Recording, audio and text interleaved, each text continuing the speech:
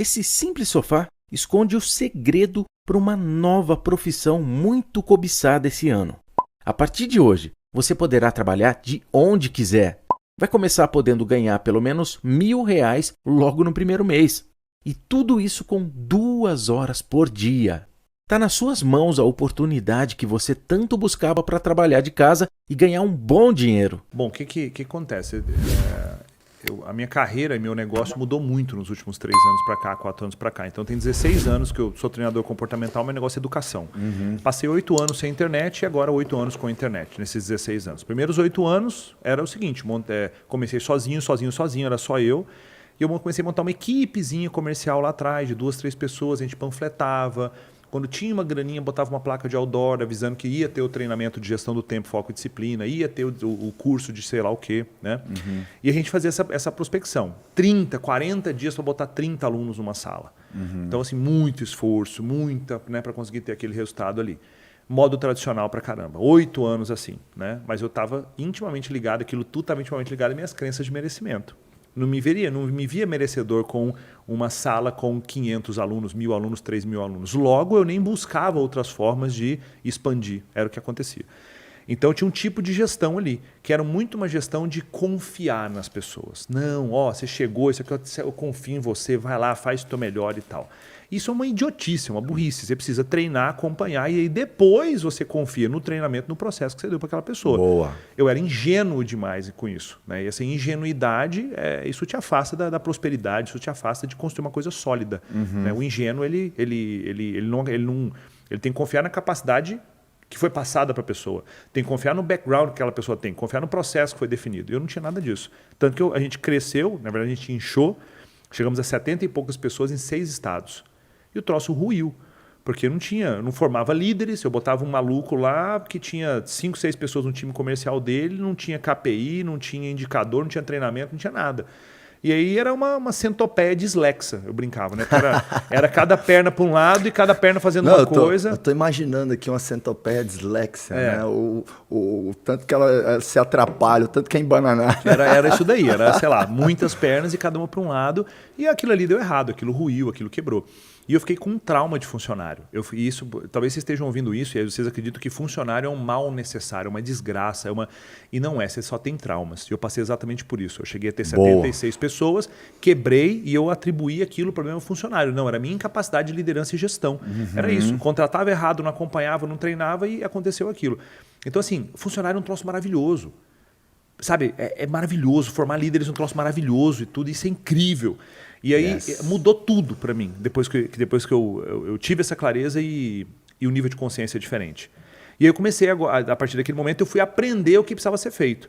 E aí fui aprender a fazer tudo, tráfego, aprendi a fazer página, aprendi a fazer tudo. Aprendi a fazer um lançamento completo, né, de um produto digital, que é você condensar um grupo de possíveis compradores para uma oferta e fazer a oferta com muita pressão ali. Eu aprendi a fazer isso do zero mesmo. Eu fazendo tudo com uma pessoa do meu suporte.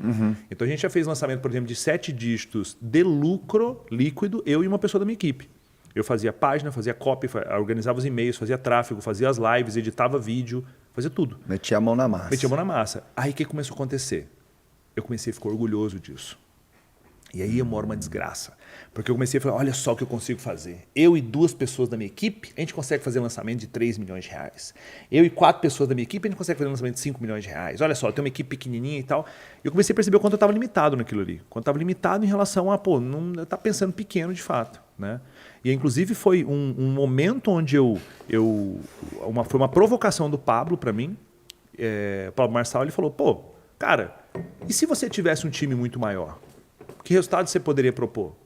É o lance de você ser provocado. Tá em ambientes que você é provocado. Então, a Karina, minha esposa, me provoca demais. A pessoa que eu mais sou grato pelas minhas mudanças é a Karina, minha esposa. E eu vou te provocar agora, viu? Vou ganhar de você no tênis daqui a pouco.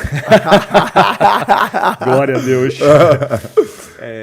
Mas a amizade continua, tá, Wendel? Fica tranquilo. O resultado será postado no Instagram. Ai, veremos. E aí, enfim, a partir daquele momento eu comecei a falar, poxa, eu vou realmente construir um time maior, né? E a gente saiu de 9 pessoas, a gente tem com 45, 46 pessoas hoje, tem mais 20 e tantas vagas abertas. Qual é a questão? A gente agora está se concentrando muito em trazer pessoas sênior para os cargos de liderança. Então a gente está gastando um bom tempo seguindo a premissa, né? Recrute devagar e demita rápido, né? Uma coisa que eu demorei a entender, eu fazia exatamente o oposto, né? Recruta qualquer um aí, a gente vai vendo e tal. Então a gente está trazendo pessoas sênior para as funções e eu percebo o quanto eu fico mais tranquilo com isso. É óbvio que agora existe uma transição, que talvez tenha alguém que esteja passando em casa com uma transição muito difícil, que é o seguinte, antes com 9 pessoas rodava mais tranquilo do que agora com 40 e pouco.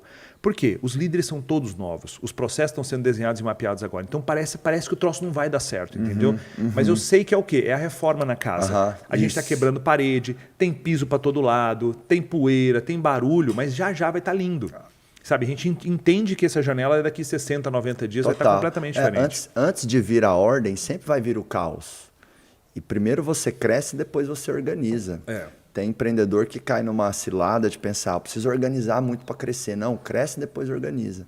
Tem que inverter, eu chamo isso de inversão da bandeira do Brasil. Porque a bandeira do Brasil ordem e progresso. Tem ordem e progresso. A bandeira do empreendedor tem que ser progresso e ordem. Faz sentido, incrível. Então, só que aí chega um momento realmente que você cresce muito, que você tem que reformar a casa. Adorei essa analogia, né? E a reforma, ela é cansativa. Sim, mas... e a reforma, o que é curioso é o seguinte, porque gera o caos no local e incomoda os vizinhos.